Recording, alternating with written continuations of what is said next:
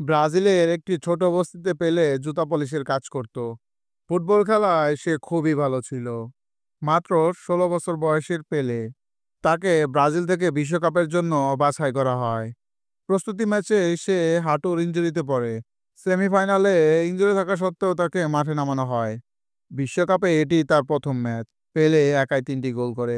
৩-১ গোলে ফ্রান্স হেরে যায়। পেলের হ্যাটট্রিকের কারণে ব্রাজিল ফাইনালে পৌঁছে যায়। ফাইনালে পেলের অসাধারণ খেলার কারণে ৫-২ গোলে ব্রাজিল সুইডেনকে হারায় এবং প্রথমবারের মতো বিশ্বকাপ জিতে যায়। পেলে ব্রাজিলকে ৩টো বিশ্বকাপ এনে দেয়।